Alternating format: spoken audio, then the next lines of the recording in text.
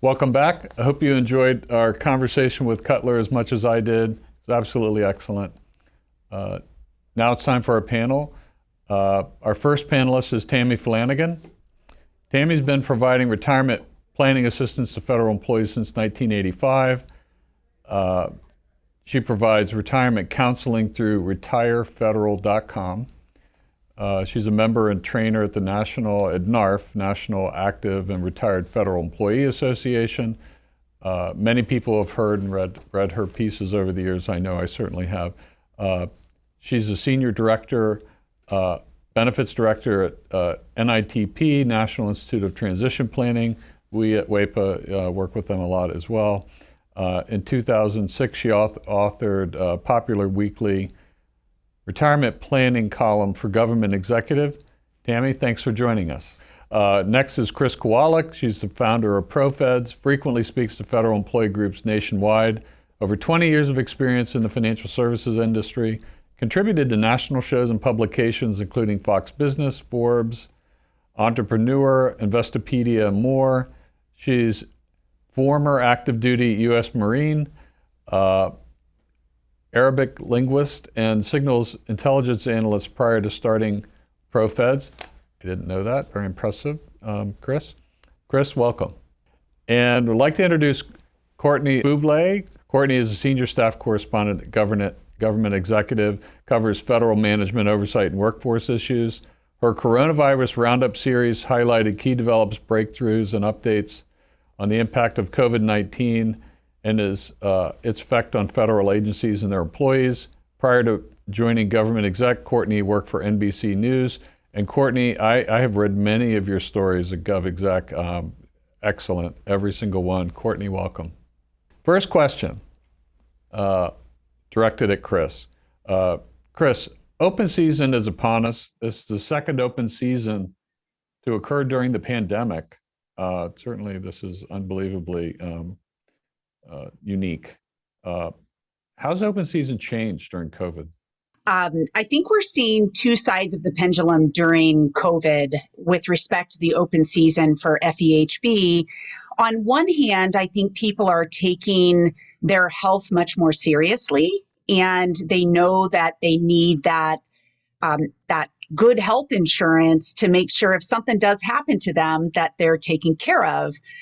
On the other hand, we've seen a lot of folks change up their FEHB plan to try to save some money, especially if they had a spouse out of work or they needed just to save a little bit more.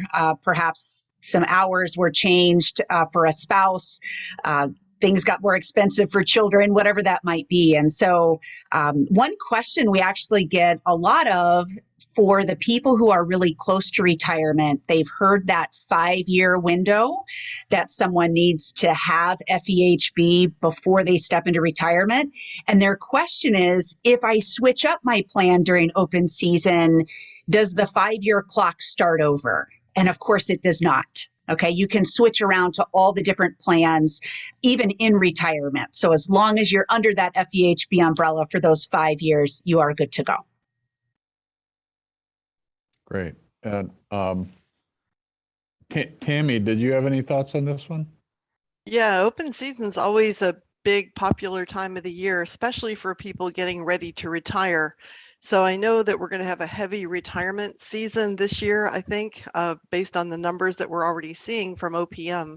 So one thing I would remind people that are retiring and also planning to change their health plan, that you'll be having that change take place at the Office of Personnel Management. So in other words, if you retire December 31st and you want to change plans for 2022, you'll submit your health benefit change form with your retirement application. It will get processed at OPM and it'll be retroactive back to January 1st. So it's a little different than employees are used to doing during the open season. So work closely with your HR office if you're planning to make that change. Are any of you telling people, maybe this is such an obvious thing, it doesn't need to be said, but many people have moved away from urban areas. They've changed where they physically live.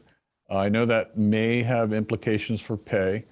on locality pay, but I would also think it has implications for health insurance. Different networks or different concentrations in different areas. Are you seeing a lot of people changing from one carrier to another based on an analysis of the networks? If they, they really like a certain doctor and you were 5 miles from that doctor and now you're 70.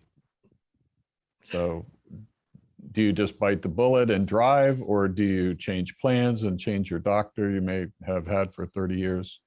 Is there a short answer to that? Are you seeing this? Tammy, how about you? Yeah, I was going to say when an employee or a retiree, for that matter, moves out of their current location, it depends on what kind of plan that they're in. So if they're in a national plan like Blue Cross or GEHA, those plans work nationwide. And if you want to drive 70 miles to your favorite doctor, you could still do that. But on the other hand, if you're in a regional plan such as Kaiser or MDIPA, those plans have specific regions, and sometimes you even need to live in that regional area in order to use those providers. So check with your health plan. The 2022 plan brochures are coming out slowly but surely. So if you check to opm.gov, you can go under insurance and go to plan information. And there you can find links to every federal health plan website. And that's where you'll find, in some cases, the 2022 brochures that are already published. Some of them aren't up yet. They're not really required to be up until November 8th, but I am seeing a sneak preview in many of the plans. Courtney, I have one for you. This is, I know you've covered this because I've read some of your pieces on it. This is a topic on many people's mind through all levels of the federal government, from SES, HR, workforce planning leaders, all the way down to, well, every single piece of the government is the new vaccine mandates for employers and contractors, but also for the feds themselves. Can you give us an update on where that stands? What are you hearing? Sure. So Biden issued a vaccine mandate on September 9th. The deadline for federal employees to get vaccinated is November 22nd. Now, this is just the initial vaccine. It's not a booster shot, which the FDA signaled yesterday you can mix and match with. Now, feds who don't get vaccinated will be subject to progressive discipline. Now, agencies do have some discretion in how they implement and oversee this mandate, although this Safer Federal Workforce Task Force, which is new from the Biden administration, has been issuing various iterations of guidance, which I think we'll get to in a little. Now, when Biden first issued what some people called a mandate earlier this summer, feds just had to attest to being vaccinated, but now they actually have to show proof, which is going to be definitely a heavier lift for agencies. For contractors, it's a little different because they have to be phased in to the mandate due to contractual obligations and whatnot. But for most, the deadline is December 8th. Now, we're also waiting on an emergency rule from OSHA, which is part of DOL, and that will cover postal workers. We don't know the specifics of that yet. It's currently being reviewed by the White House's Office of Management and Budget. So we'll be expecting that to be issued soon, and that will also cover more federal employees. Are departments and agencies waiting for this a whole series of additional guidance before they're implementing plans? I guess they are, since the deadline is November, what did you say, 22nd? November 22nd. Yes, they have been implementing it.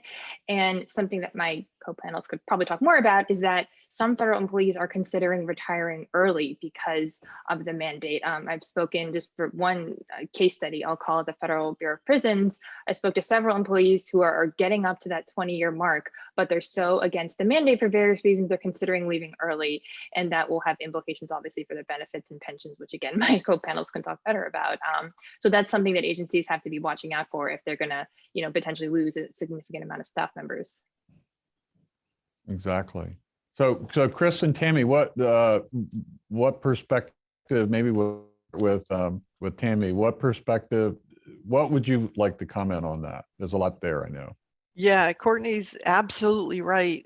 I saw an article today, I think it was on GovExec, Courtney, that said that the VA has only, I think it's 70% of their employees who have submitted their vaccine records. They're already starting to implement their policy.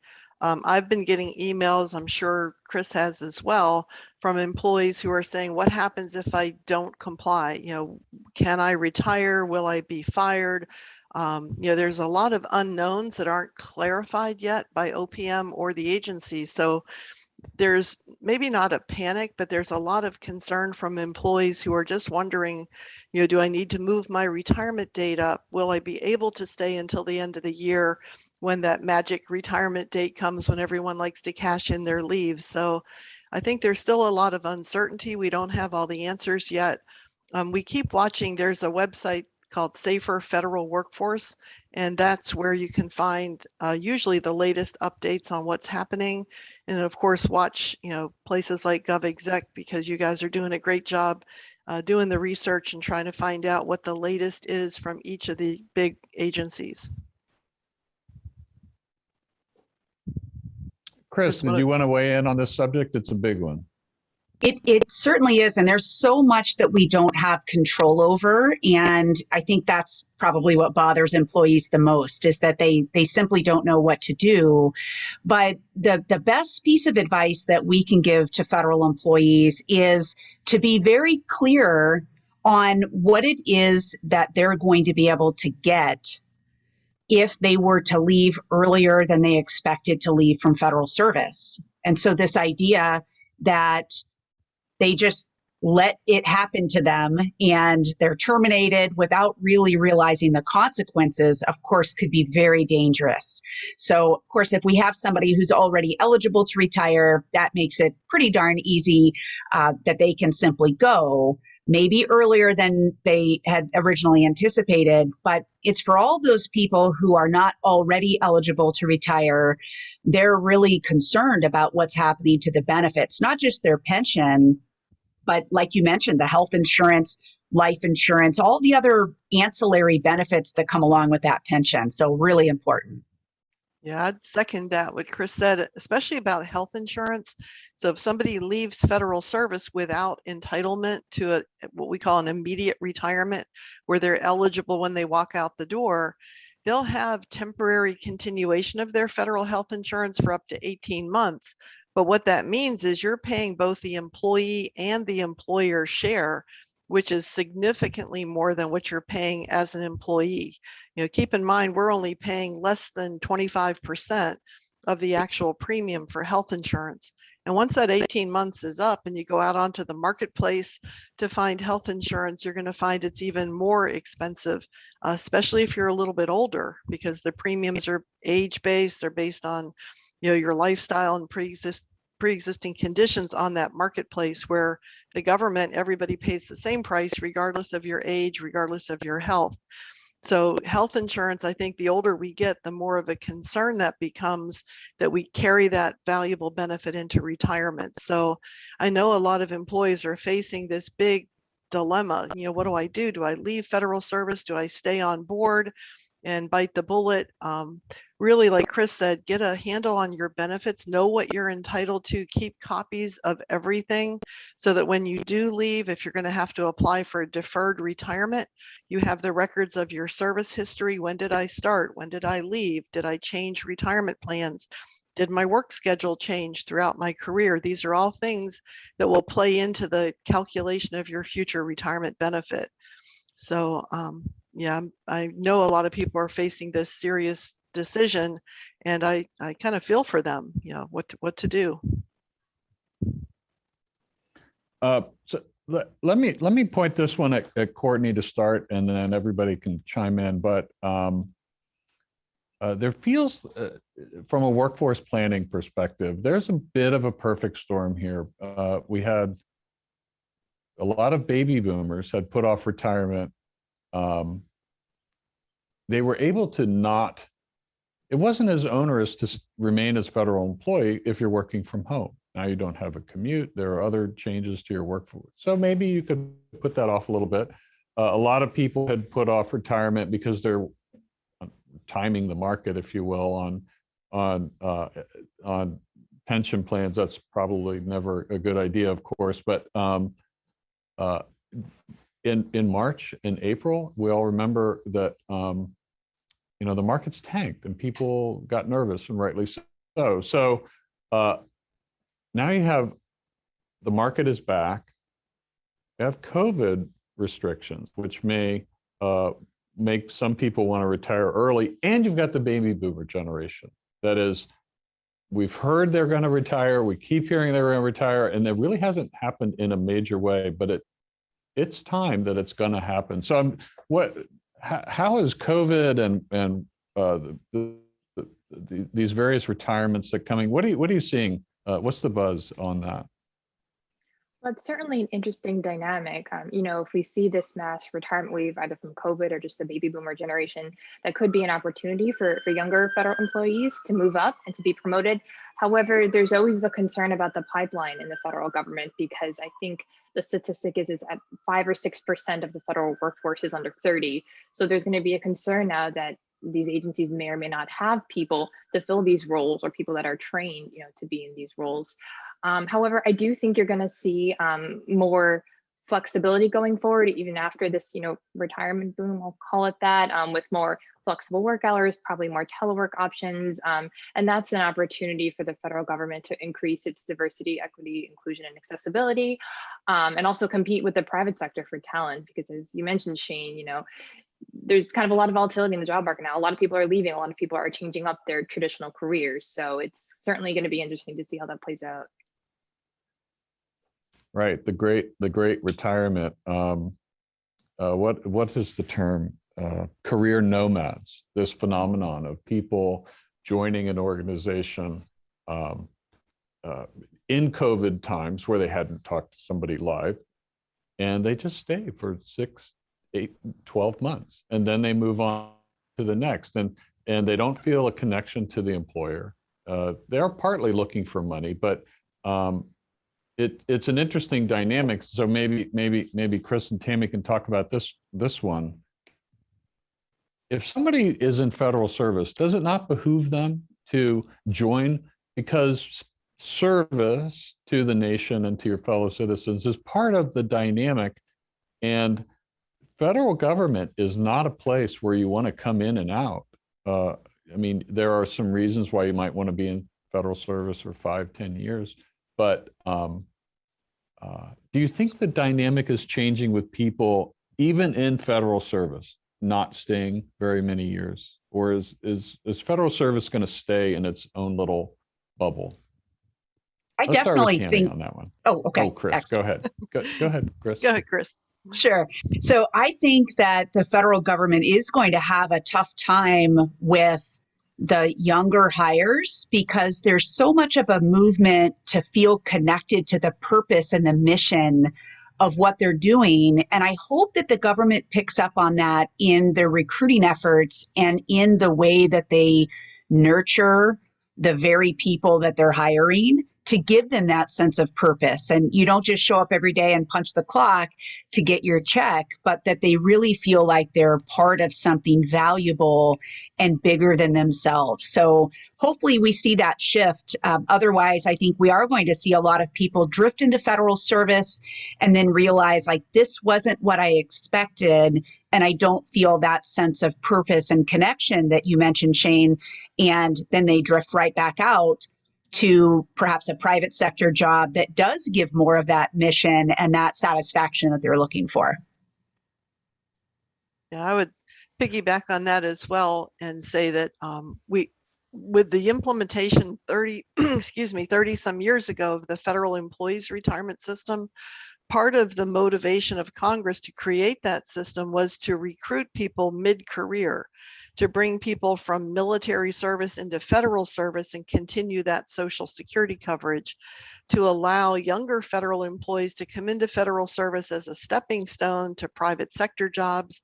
So I think we do have this era of flexibility. People aren't necessarily staying 30 or 35 years with the same career path. In fact, I've seen some agencies where you're considered stagnant if you stay in the same position for more than 2 or 3 years. They're encouraging their employees to keep moving to different areas and expanding their knowledge base and their skill set.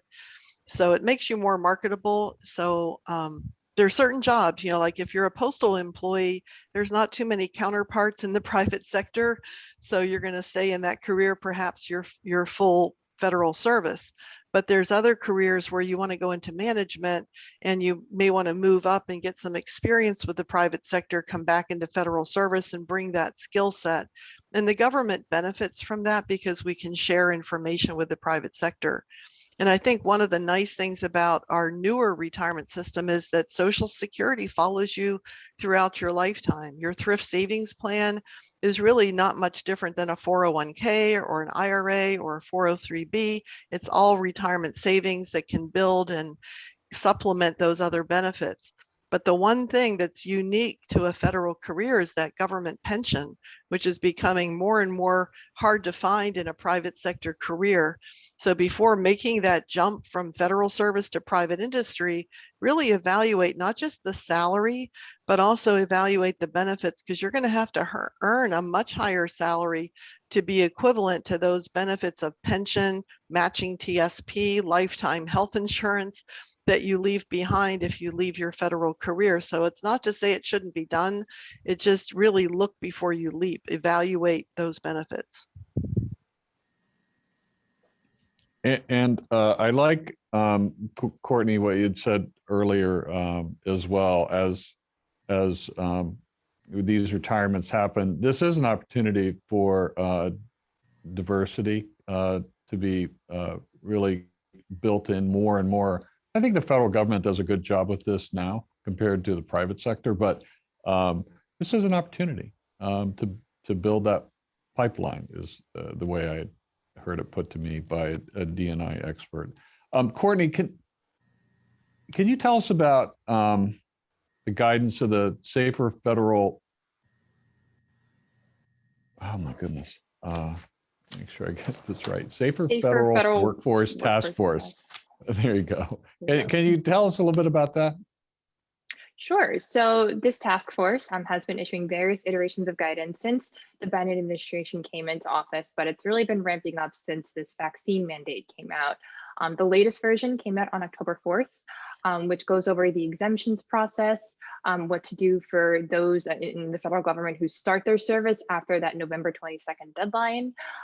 It says that how exemptions should be handled and or denied, and discipline for federal employees who don't get vaccinated. And this is a progressive discipline process. They're not immediately fired. They get counseling first in various meetings. And once again, although this task force is putting out fairly detailed guidance and fairly often, it is up to the agencies to carry it out at the end of the day. And a lot of the situations are very contextually based. They take into account, a person's personal situation, especially for exemptions, whether it be a medical disability or a religious reason.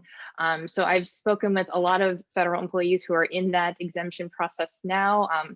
Some of them are still waiting to hear back their answers. Some have already been denied. But once again, it's very specific to that person and their situation. And that's really what the guidance has been emphasizing. Interesting. We're following it as well. Please keep doing the great reporting too, because we look to sources like you and GovExec to help us interpret and understand what we're seeing. I think that context matters a lot. Chris, what can you tell us about, this is a great question, the effect of making decisions like life insurance earlier in life as opposed to waiting until you're older? Yeah, I mean, gosh, you guys deal with this all the time at WAEPA, of people coming to you when they realize that they need life insurance, and sometimes we can't help them, right? It's too late in the game, either because of their health or certainly because of the price of these types of products. So a big piece of advice that we give federal employees is it's never too late, it's never too early, and it's never too often to plan. But the reality is the earlier in life you make these types of decisions, life insurance is a perfect example, the earlier in life you make the decision, you can make little changes that make big impact, right? Because you're healthy, you're young, the products like life insurance are much more affordable. If you wait until you're about ready to leave federal service to figure out what happens to that federal employees group life insurance. And when you realize that it gets terribly expensive, if you haven't done anything to replace that product early enough in your life to be able to do it, you are going to be left with very few decisions. And that's never a good spot to be in as someone stepping into retirement. You want to have lots of decisions available to you, but the very best time to make those is early. And I know early is a subjective word, but we want to make sure that federal employees are taking advantage of so many of the resources that are out there to really get clear on their numbers and make those decisions early so that they have all of the options available to them. Yeah, I would add to that a little bit. Go ahead. Go ahead. Yeah, what I was going to say too, in addition to what Chris just said, that I think throughout our careers, throughout our lifetime, our needs for insurance will change. So, a young employee coming out of school has very little need for life insurance when they're single and have no possessions, no obligations. But, then they get married or then they start a family. And now all of a sudden, if something happened to their income, it affects more than just them. It affects that child being able to go to college. It affects the spouse being able to maintain the household. So when you're younger, that's to me when you need the most life insurance. But then as you get older, it's almost like you're trading premiums. You're saying, okay, well, my need for life insurance has gone down. The kids are grown, house is paid off, my retirement's in place.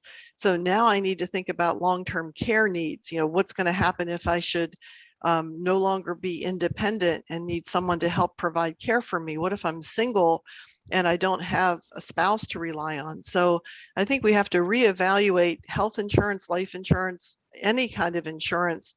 I'd say at least every 5 years or anytime there's a life event, marriage, a death, a divorce, birth of a child. Those are all occasions when you have opportunities to increase your insurance, change your insurance.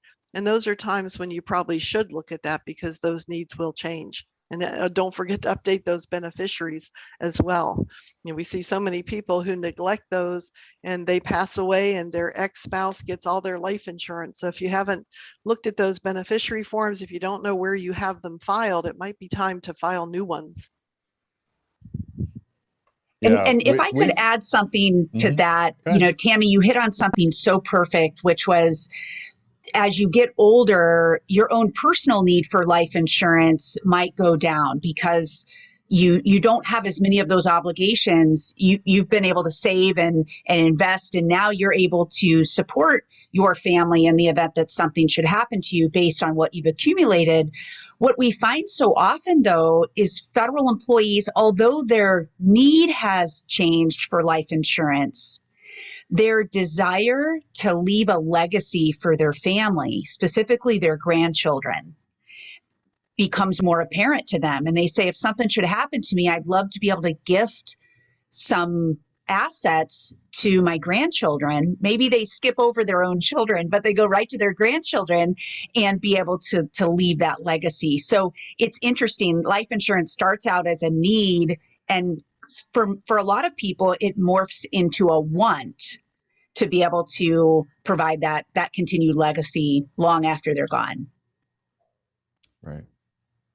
A lot of these conversations, certainly about life insurance, even health insurance, all of the various insurance products that involve your health or your family's health,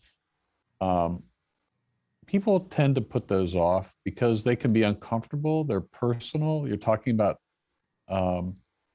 it requires effort. This isn't a 5-minute conversation. If you really want to look at your health insurance in a serious way, it's going to take some work. Open season is a great time to do it, but I'm with you. Certainly people planning, just get in the habit of doing it. Open season is on health insurance. It's a great time to do it. Just take a quick look at all of your various financial pieces of your life.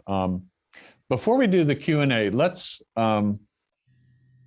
do a final question, a broad question. Courtney, we can start with you.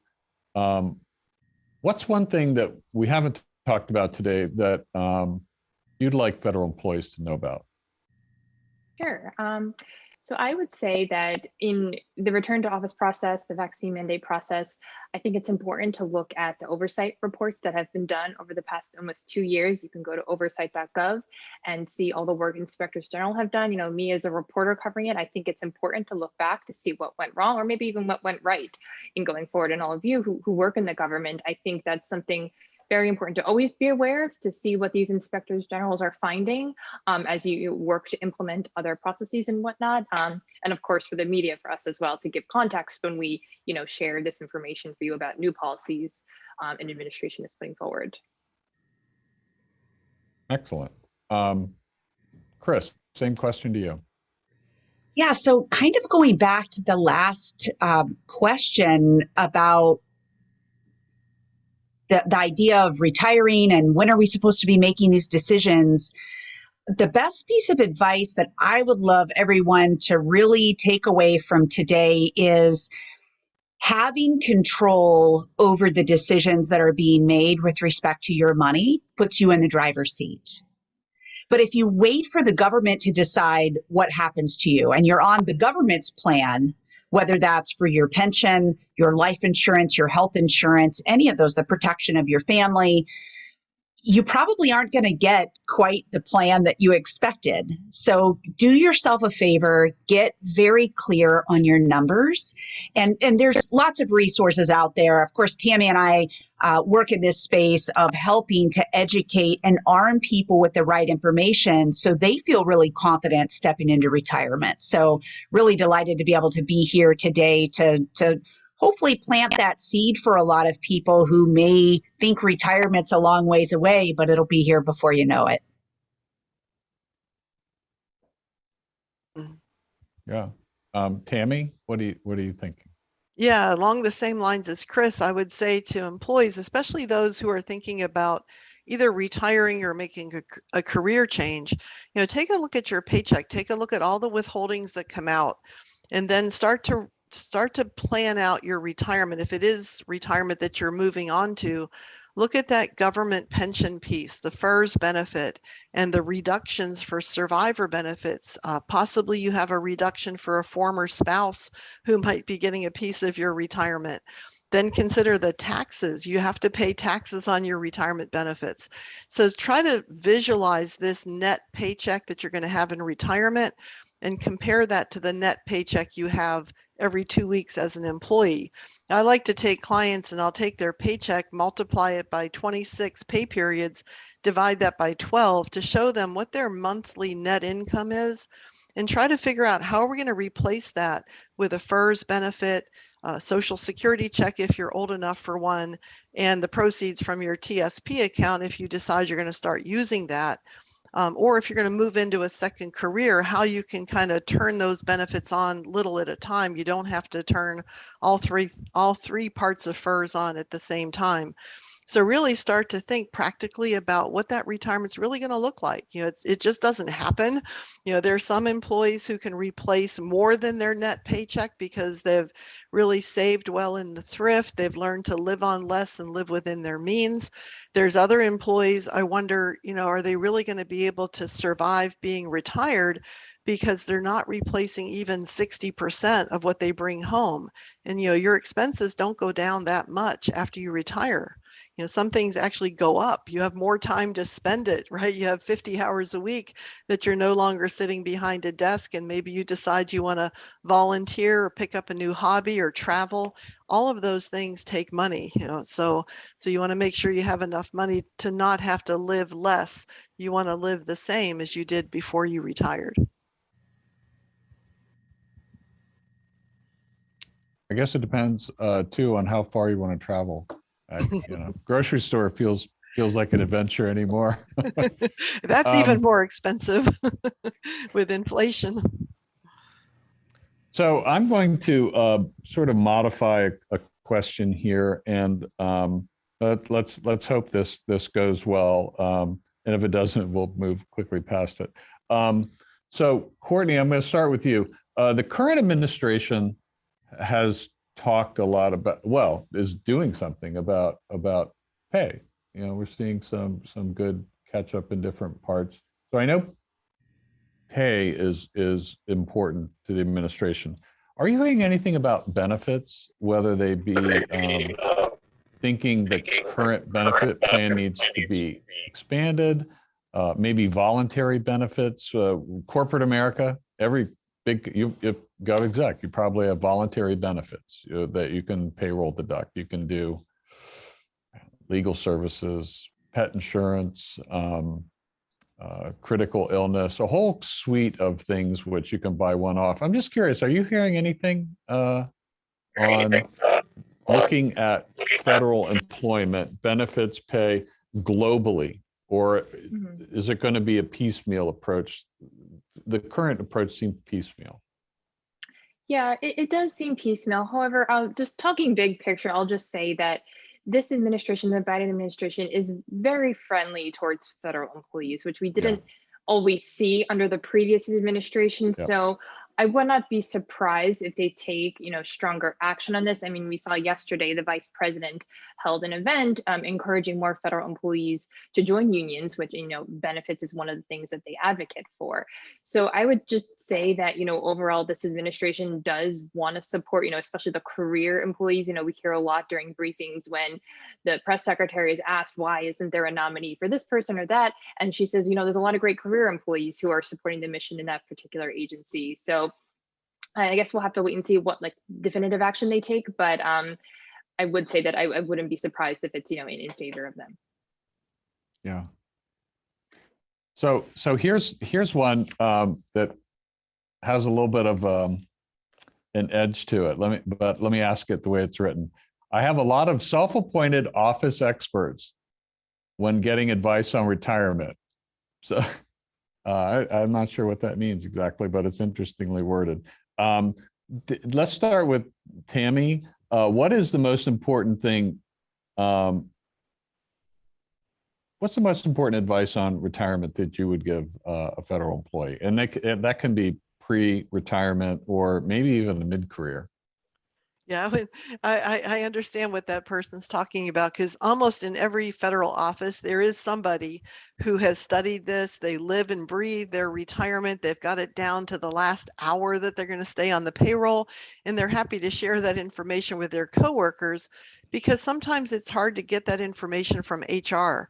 We've gone to consolidated HR offices, so there's no nice little old lady like myself or Chris, she's a young lady, but I'm older, down the hall that you could sit and have a cup of coffee with and talk about your retirement. Now it's all by email.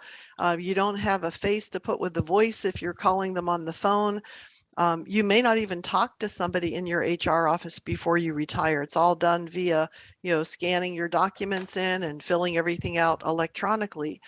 So you do need to have a resource to go to ask questions, to make sure you're understanding and comprehending these very onerous rules and regulations. You want to make sure you're not going to make a mistake before you retire that you're going to regret for the rest of your life. I've seen people, give you one example. I had a lady one time who was taking money out of her TSP account. She thought she was taking a monthly payment where she could go in and change that or stop it and start it, do it, different things with it.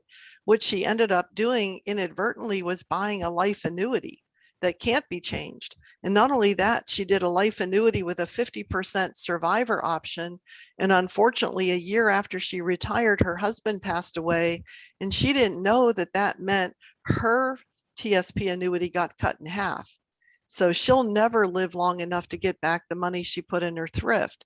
So if you don't really understand the form you're filling out or the question you're being asked, get that information, get it from opm.gov, socialsecurity.gov, or tsp.gov if you don't have that resource either at your agency, or if you didn't talk to someone like Chris or myself who does have years and years of experience and can lead you to the right resource or the correct information.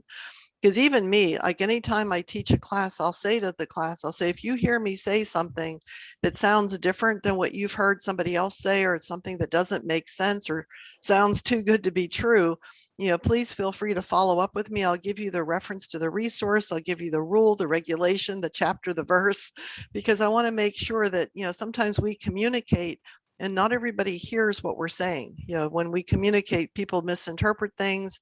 They hear what they want to hear. So you want to really double check that anything you hear, even today, you know, make sure you go back and look it up, double check and make sure, because once you've separated, it's very hard to come back to federal service.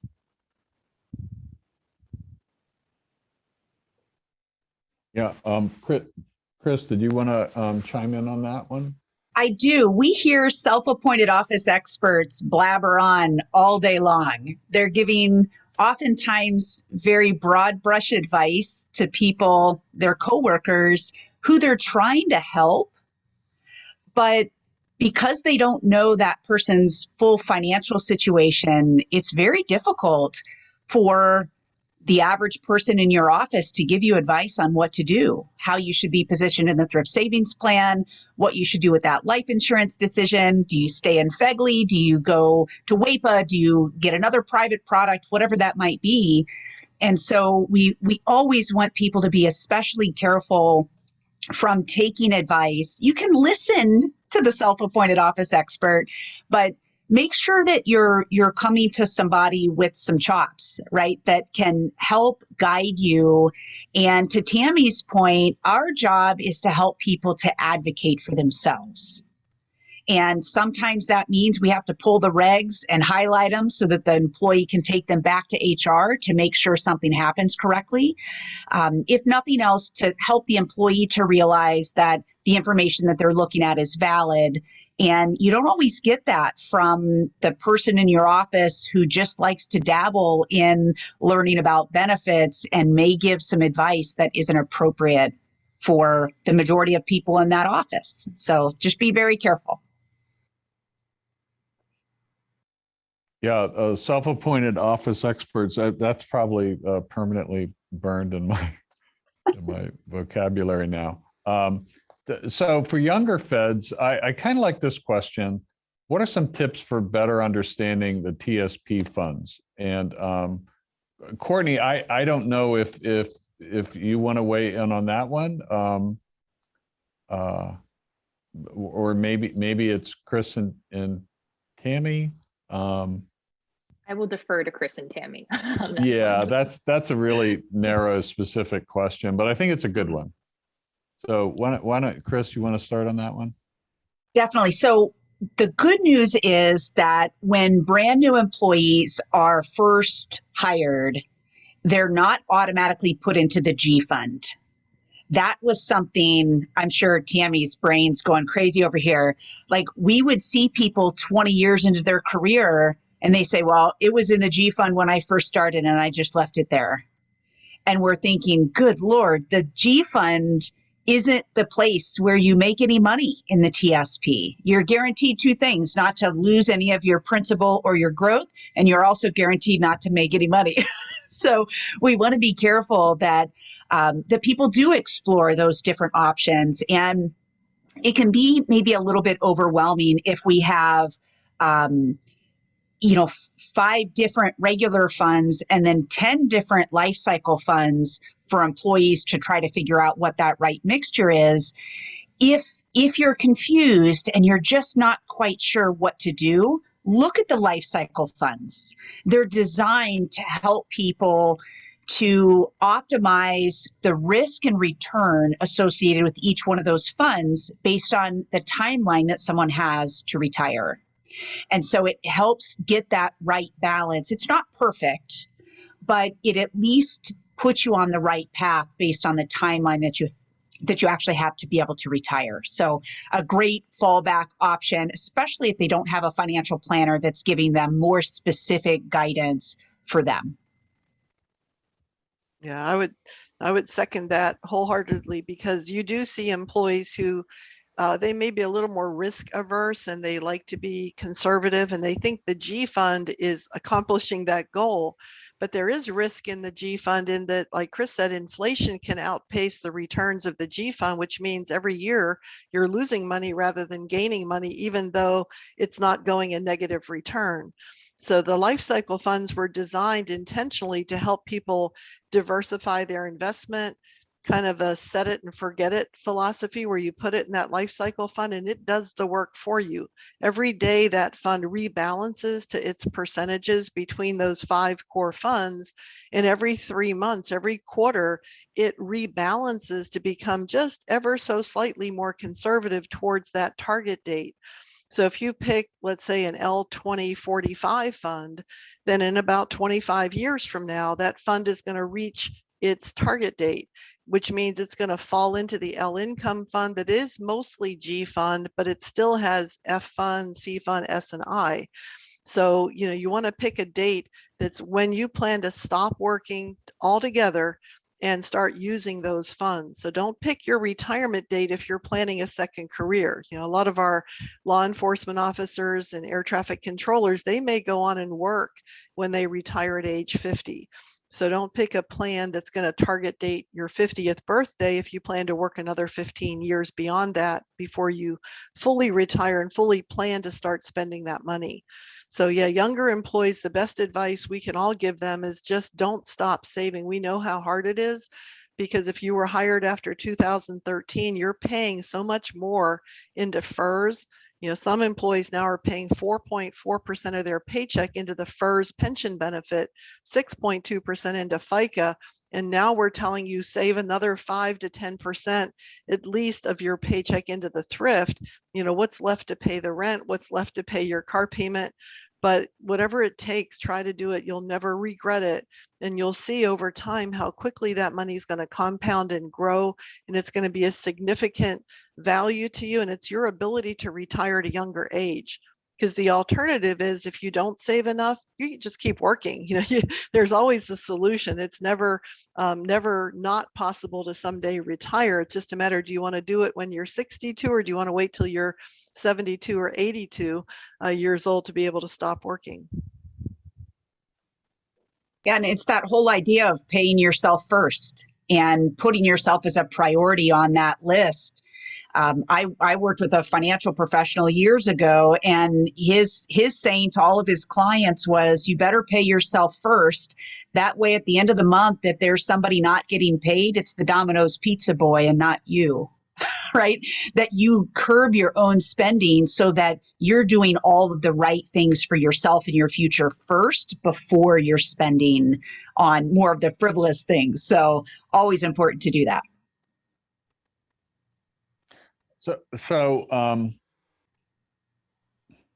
We're getting close. So I want to kind of manage the questions a little bit. And again, everybody writing in, there are quite a few questions. We will answer them all after the event.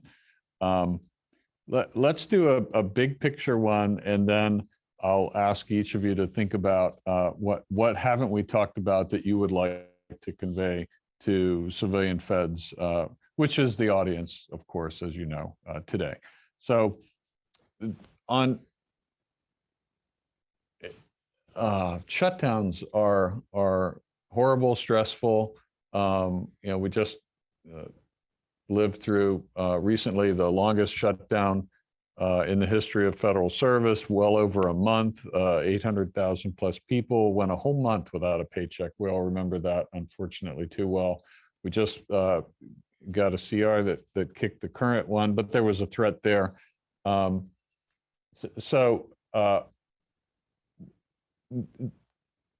I know federal employees are supposed to get paid now during, here's the question I don't know, is that during the shutdown or is it after the shutdown?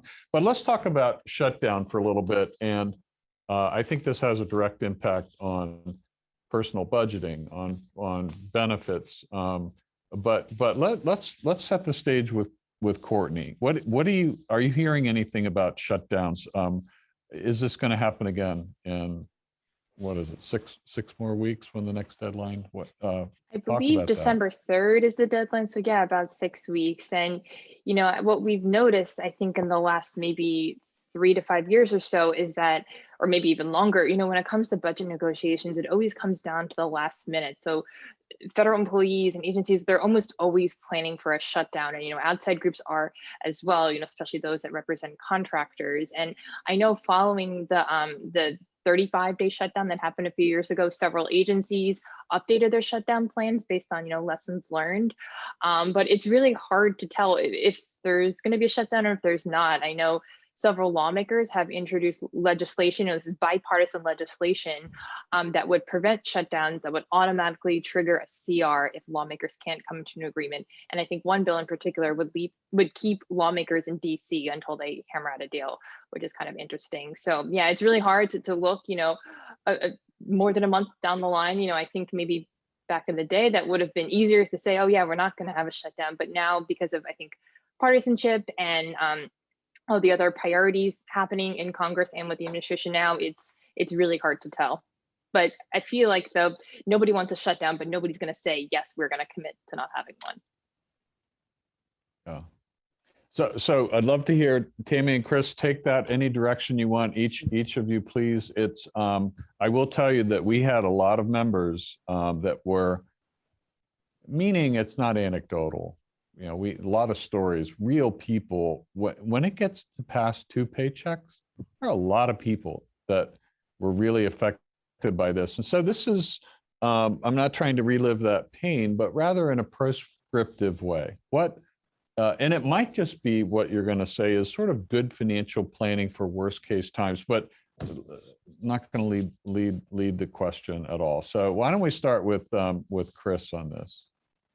Sure. And we actually addressed this 2 years ago at the WAEPA convention. I remember this was something big that I think employees really struggled with after that big shutdown.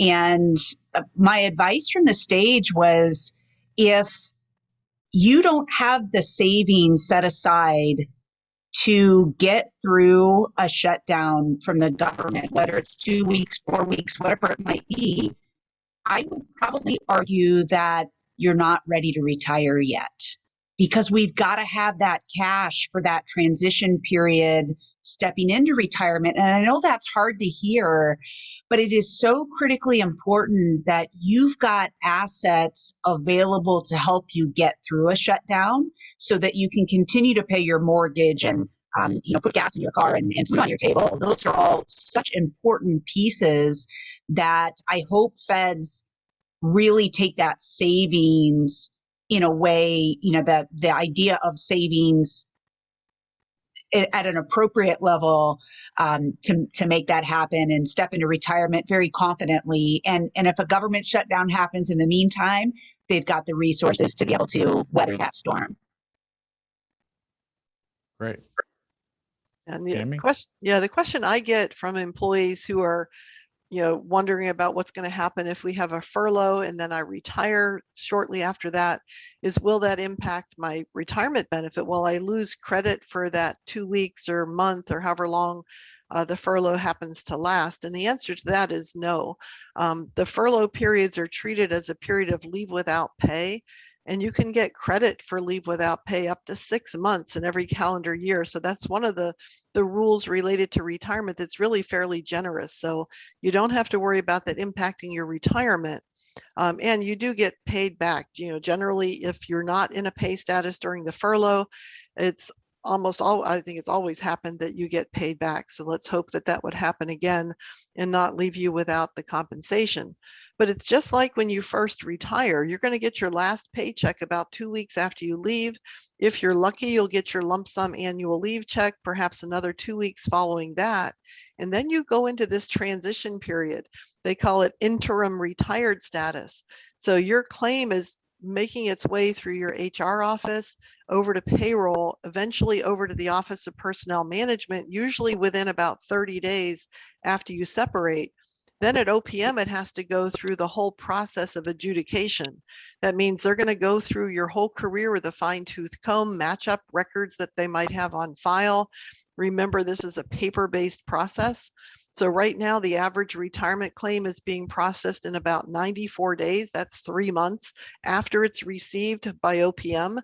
So during that time you're in that interim pay status, you better have some cash on hand, because your retirement benefit's going to be a lot less than what you were expecting it to be because you're just getting partial payments. So the tip of Chris to say, I have to have some cash on hand is real. I mean, anybody moving into retirement, don't think that there's not going to be emergencies that come up in retirement, just like they do while you're working. And your TSP is not your emergency fund. So have that cash on hand so that you can weather that storm. If it takes 6 months to process your retirement, you're not going to go into a panic mode.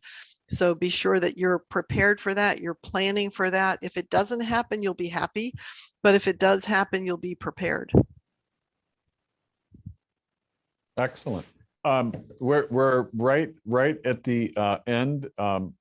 Thank you guys very much. I would offer or like to give you a closing 30 seconds, roughly, and anything that you would like federal employees, those listening, and those who might watch this later, because we definitely get downloads of this.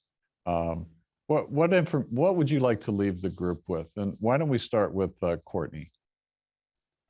Sure. Well, thank you so much for having me today. This was great. One final thought that I'll give is just kind of a question I have, which is the administration going to change its definition of what it means to be fully vaccinated with the booster shots? We talked a lot today about the vaccine mandate, but now the FDA and now the CDC have been recommending various groups and frankly, more of the general population to get booster shots. So I think that's something that agency leaders should be looking out for because that's going to be another bureaucratic or so challenge they're going to have. Thank you. Excellent. I got mine, if that helps. Chris, why don't we talk with you next? Yeah, I'll echo what Courtney said. Thanks for having all of us on. I think the biggest piece of advice is to be involved in your future, right? We can't wait for the government to fix everything for us or to do our financial planning for us. We've got to be a real part of that solution. And the clearer you can get on your numbers and the plan for retirement, however near or far that might be for you, the better off you're going to be. So I think Tammy would probably echo this. We get a lot of joy out of helping federal employees to take action and to know their numbers so that retirement isn't scary. It's something they really look forward to. Great. Thank you. Tammy? Yeah, I also would say, thanks again for everyone who attends today's session and is trying to learn more about their benefits and take advantage of programs like WAEPA is so generously providing for people to learn. So any opportunity you have to learn something, take advantage of it. If you go to TSP's website, they have 1-hour webinars that are live that you can ask questions. Sign up for one of those, learn something about the withdrawal options from the thrift, take a pre-retirement planning class. Just be prepared. And it's not just financially prepared, there's a emotional or mental component to retirement planning as well. There's some folks who just love their jobs so much that they're afraid to retire because they don't know what they're going to do. They don't know where they're going to find purpose in life. So you have to do the mental preparation, you have to do the financial planning, and then you can set the date to retire. So it's a combination of both of those things, because retirement, I was just out in California, just got back yesterday at a NARF conference. That's the National Active and Retired Federal Employees Association, where we had 110 brave retirees. Pretty much we had 2 employees, but most of them were retirees who came out to gather in a conference setting. And we talked about things in retirement and how long they've been retired. There were people there who've been retired since 1982. They've been retired for 40 years almost. And, they've been able to sustain themselves in retirement with their federal benefits. They have their health insurance in place. They're still getting their retirement check, which has tripled in the last 40 years due to the cost of living adjustments that they're receiving. So retirement can be a long time. It can last longer than your career. So be sure to plan for it. Well, I hope I can be part of that club. Me too. Well, thank you all once again, Courtney, Tammy, Chris. Really appreciate your time, and we're gonna end the this section right now, and you've been great. Thank you so much. So just a couple of things. One, thank you for participating, for being here with us. Hopefully you got a lot out of this today. I think it was great information. I hope you agree. Some of you are WAEPA members, but some of you are not. We opened this to all civilian federal employees. You heard mentioned earlier the $100,000 GI life insurance program. That offer does end on 11/5. It's a great deal, no underwriting. It's priced at the age-appropriate level, but go to our website and check it out. It may be a good value to you. This is another piece, this second bullet here. If you're already insured with us, refer a friend. There's a program here on website, waepa.org/referral. The reason I say this is that we know that well over half of new members and new insureds come to WAEPA through a personal referral. These are often organic. We're not even doing anything. Somebody just tells a colleague or a cohort, I got a great deal. WAEPA's a great organization. So please do that. We are a nonprofit, so there's a DNA component to WAEPA that is different than commercial insurance companies. So the final thing I'll mention, check your email next week. Complimentary copy of Cutler Dawson's book, From the C to C-Suite, Lessons Learned. Wonderful read. It's not a long read, but to hear somebody this accomplished and has done so many amazing things in his life encapsulate and distill down into a series of life lessons along with these wonderful stories that illustrate it. Please take advantage of that, and I hope you enjoy the book. So thank you for joining us today, and want to thank you, and the whole country thanks you for your service. I know we hear that on the military side appropriately, but on the civilian federal side too. Your service matters, and we appreciate it. Thank you for that. And we'll see you next year. Thanks for being here.